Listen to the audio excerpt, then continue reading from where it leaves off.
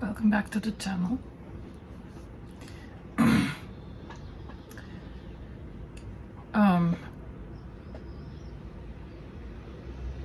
Thanks for coming back. I wanted to make this video because I'm not making a book review right now because I'm still reading the book that I got to do next.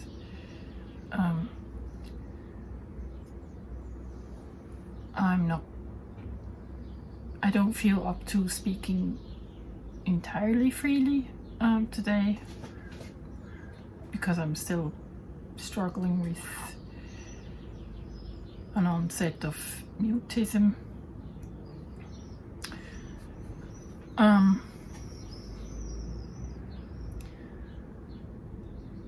I recently read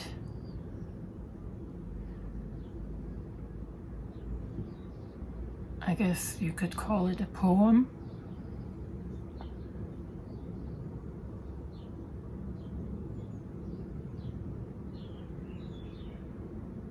And the poem supposedly was written by an autistic person, but I don't think. I mean, it's kind of complicated. Well, it's part of a book, and the book is about an autistic person, but then I don't know if the author himself is actually autistic. I don't think so. So I had mixed feelings when I read the poems because I felt they were not entirely reflecting what I think is the autistic experience, and I felt it was sort of like almost like cultural appropriation, for someone to write a poem from the point of view of an autistic person, not being autistic themselves. But then I don't know if they are or if they aren't, so I might be wrong. Anyway, it got me thinking, and it got me thinking about autism, and I felt the need to, just for myself really, to describe the autistic experience, because I feel that a lot of things are being said about autism, but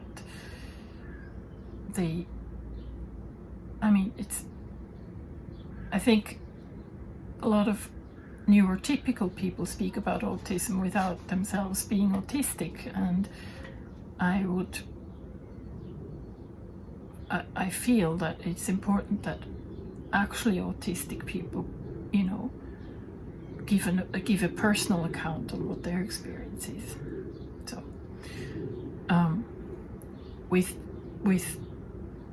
today's video, and with a couple of videos past that I did when I talk about autism, I'm sort of looking to give autism, or the autistic community, if you will, just another voice, knowing that it's just one voice, because it's a spectrum and it's not the same for everyone, obviously, on the spectrum.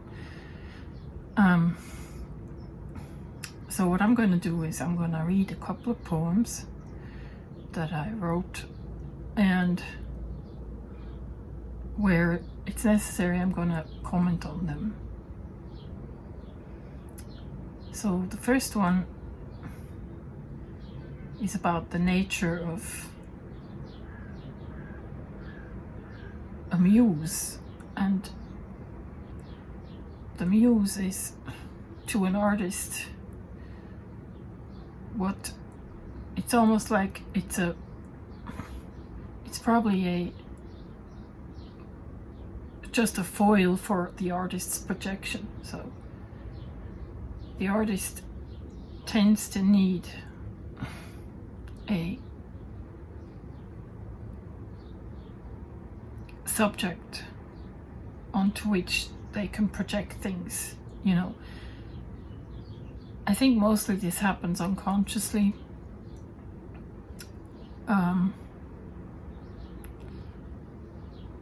But that's, at least that's my personal experience, is that I would encounter people, you know, that would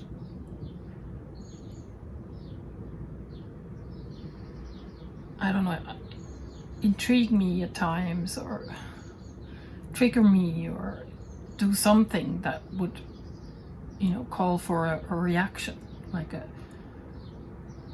an expression, so to speak. You know, they would evoke something. You know? They would actually evoke the art that comes out. So this is about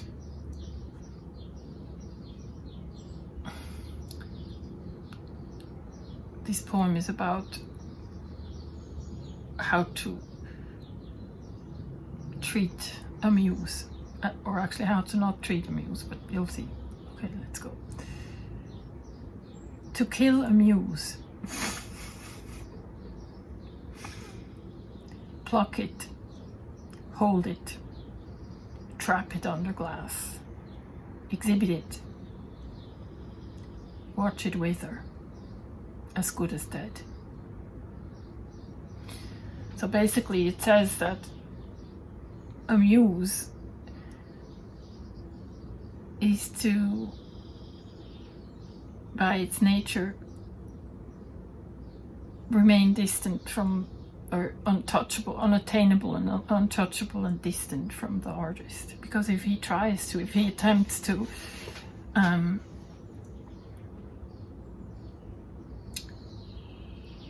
grab a hold of it, it vanishes, you know. So I guess what the artist is advised to do is to just have the experience and use the energy that the experience gives them to create art, you know. I don't know if that makes any sense.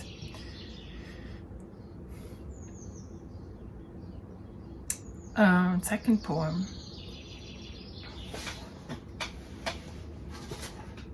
This is about the topic of eye contact, which is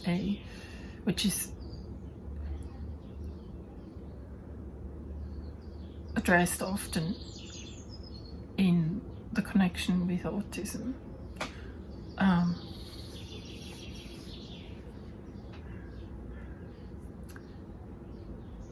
And the poem is called Eyes. Glancing into abyss after abyss, bottomless pits of despair, filled to the brim with banalities, covered up hastily with a glossy coat of niceties, which is why I tend not to look. So the poem speaks to what happens to me a lot when I look at people's eyes. Is I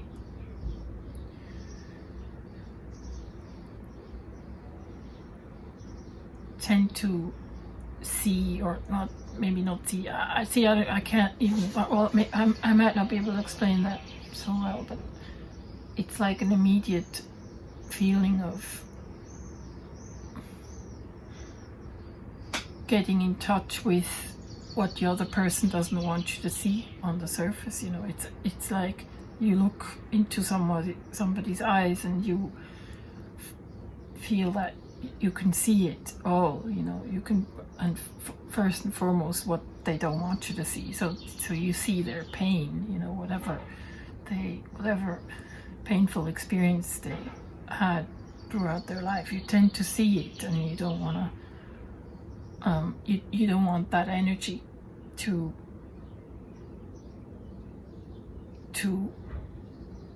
mix with your own in that point in time, or just you don't want to, I mean, because you can't control what happens to energy.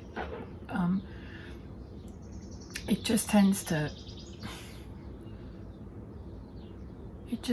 to come right at you. So I tend to avoid, I mean, I guess that's why I tend to avoid looking in people's eyes. I mean, I do, but only when I sort of know them, you know, when I find I was able to build somewhat of a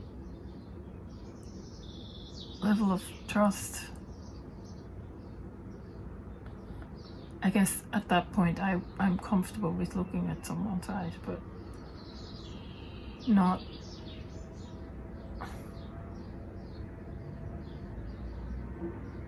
with just anyone, you know.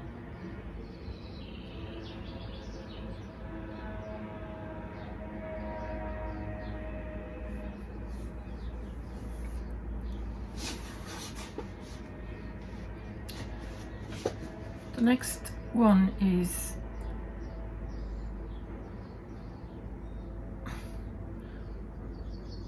probably about authenticity, and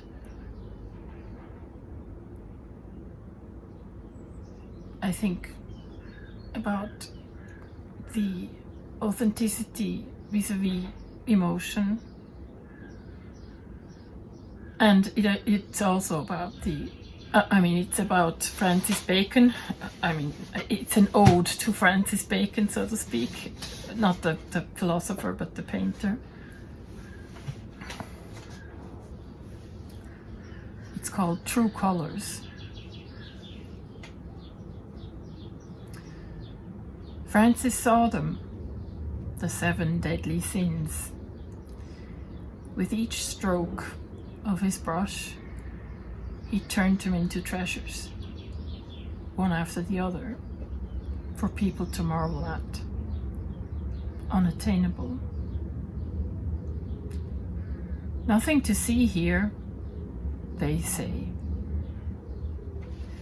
So it speaks about the artist, and in that case Francis Bacon, being able to capture the essence of emotion, and usually it was really raw emotion in his case. I mean, raw, dark. It was really dark emotion. And despite him being able to perfectly translate it,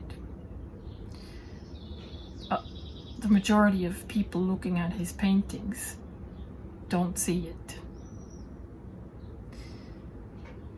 And I think that's because they don't allow themselves to see their own darkness, you know. If you're good with your own darkness, you can see it in other people or in works of art. Just, you know, whatever you're able to see about yourself, you're able to see outside of yourself as well. So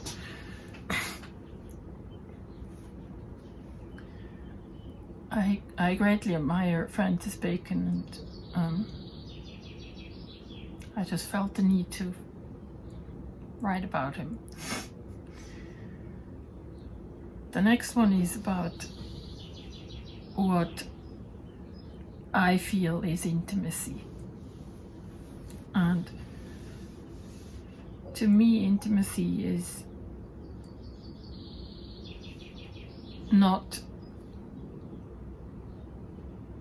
linked to necessarily physical intimacy, but more so probably an energetic intimacy.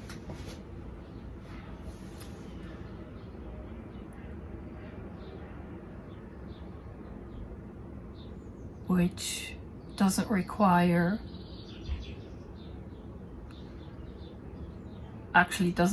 anything but just being, really.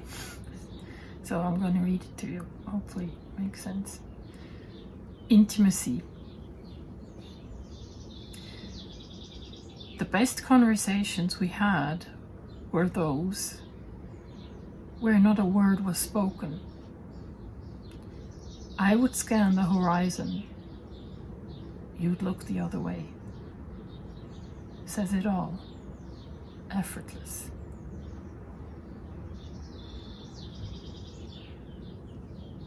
So it's about two people being able to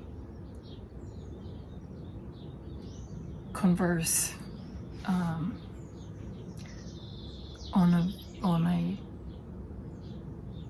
a I guess purely energetic level, you know. Almost proving that such intimacy or such conversation or such an exchange is possible, even if you don't look at each other or if you don't speak to each other. So that was the attempt here. Next one is really important. It's called autonomy, and it's what I struggle with greatly when being confronted with people who I have some kind of relationship with. You know, it doesn't really matter if this is a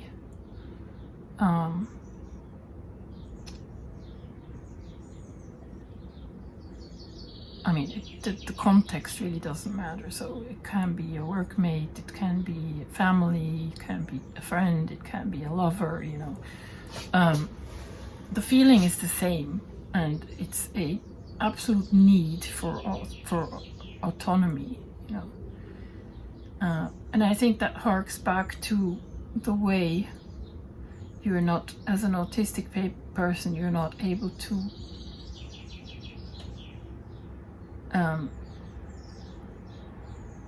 like you get overwhelmed pretty quickly by someone else's energy. So you have a hard time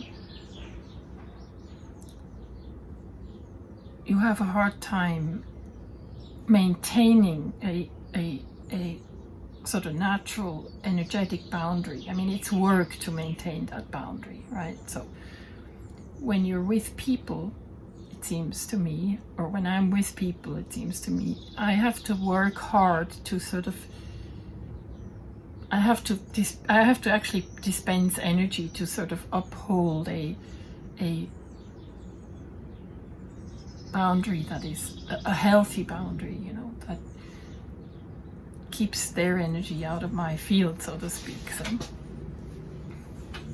and what happens when I'm not able to do that? I get really defensive. I actually get, I can switch quickly to almost disgust, you know, defensiveness, aggression, because it's too much, you know. So autonomy. I am my own universe, millions of light years across. Nothing, no one can pin me down. Supernovas occur. Worlds are being created. I observe it all. Sometimes I smile.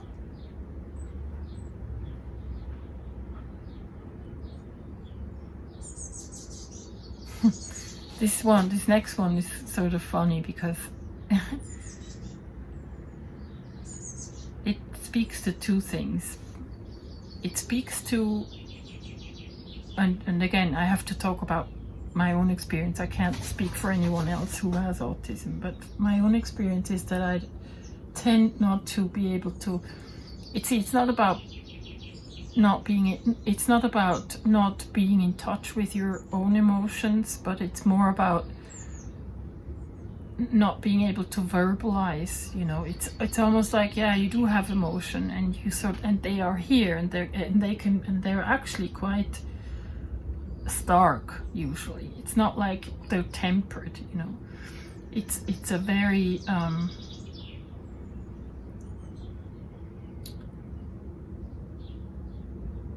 it's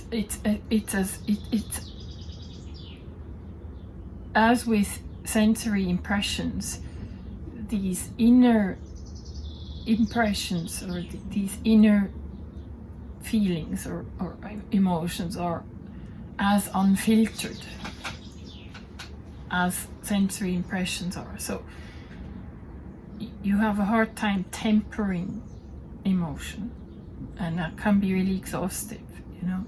So it speaks to that, but it also speaks to the impossibility of therapy, of talk therapy.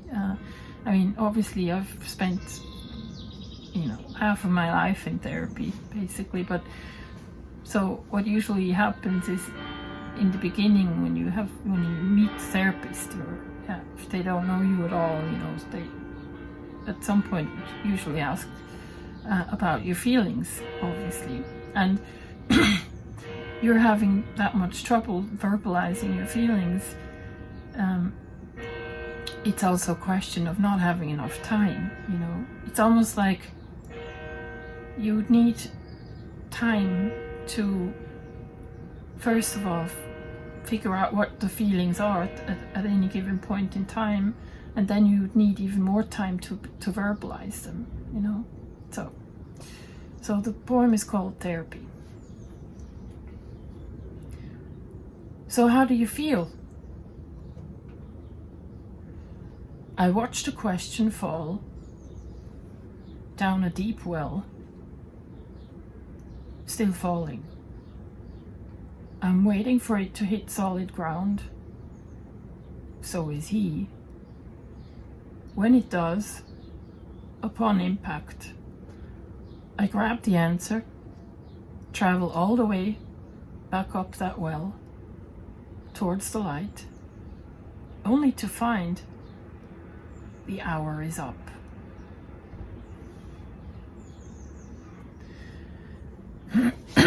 Excuse me.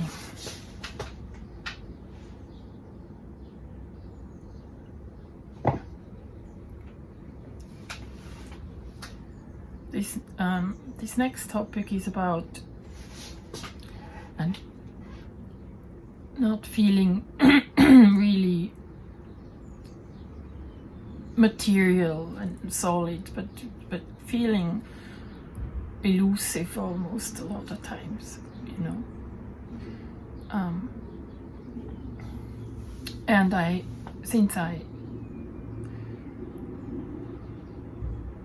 when I started reading about quantum physics and the concept of quantum physics, I was actually really grateful, because they sort of helped me express they made sense to me. They made much more sense to me than Newtonian physics does. So anyway, the poem is called Chances. You are but the tip of a probability wave, collapsing into linear time over and over, fed by infinity, fluctuating constantly in and out of existence, from instant to instant, like a three-dimensional normal distribution, a bell curve, its odds fizzling out towards its valleys, left and right. We are likely to meet in the middle.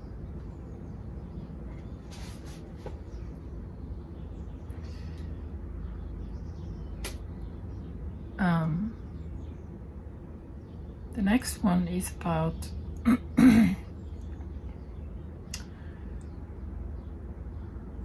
the what in literature is often described as this intense sort of focus that autistic people can develop or have.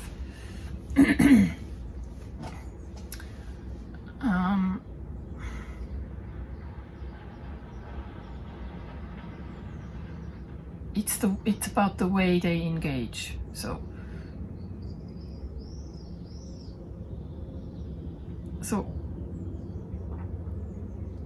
the type of engagement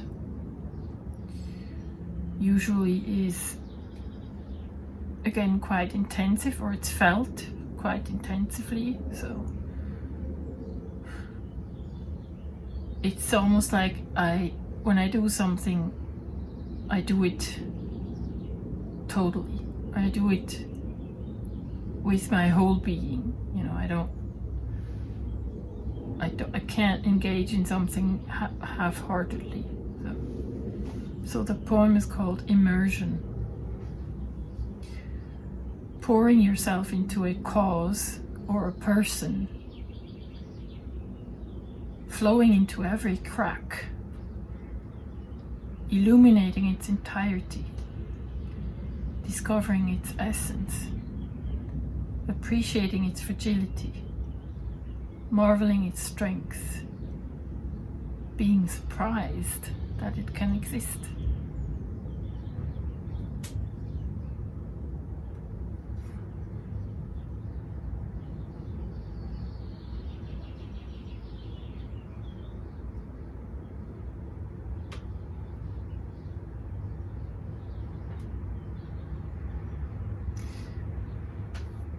This last one that I'm going to read you is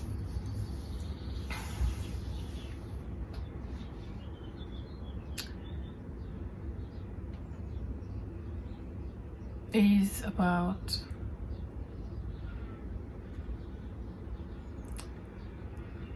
the way you experience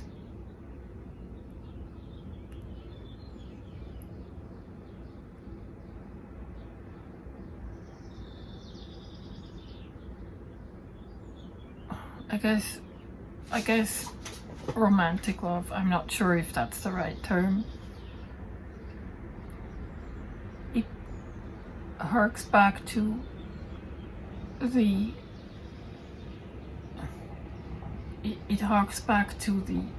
intensity that I was speaking to earlier. You know, it's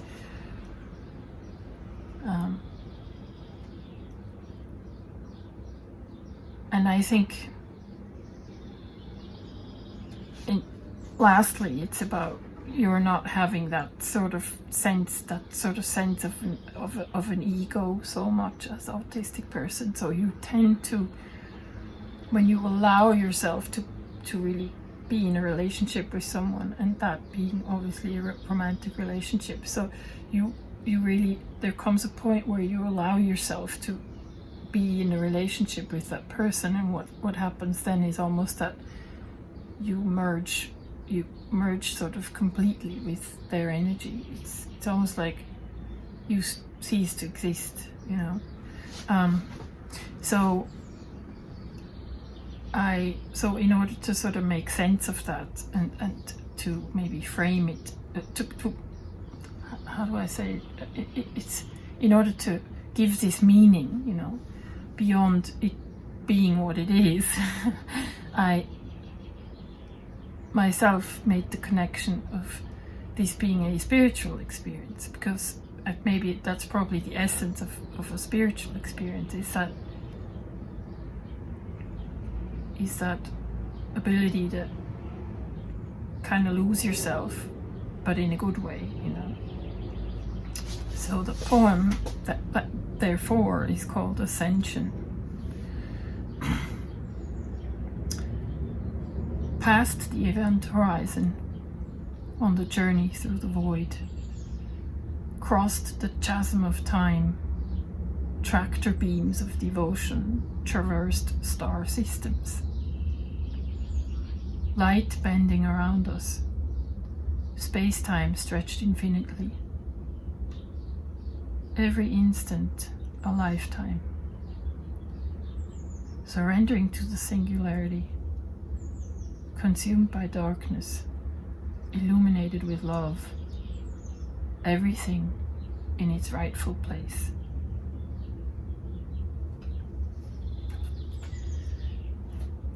So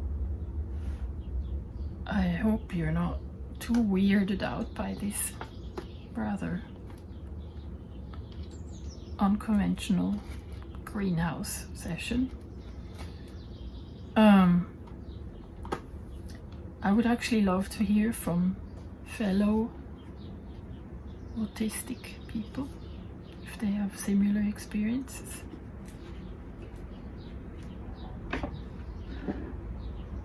If you're not autistic, you can share your experience as well. It's not meant to be exclusive, but I just, obviously, I mean, I'm curious to know if that's how other autistic people experience life, really. I'm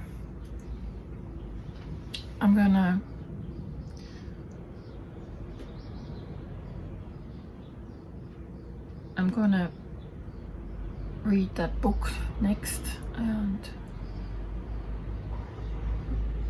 be as, I mean, that's what I wanted to say for, you know, at the end. It's sort of like a bit of housekeeping, and you know, I won't do videos about books when I'm not ready, because the books I read, I feel, deserve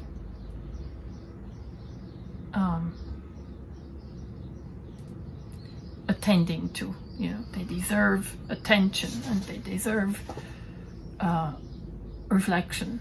So my goal is not to produce like X amounts of videos in X amount of time, but my goal is to produce quality, if anything. So if I'll take a little bit longer, then that's just the way it is, you know.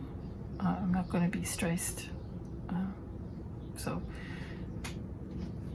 So I hope this was interesting for you. I wish you a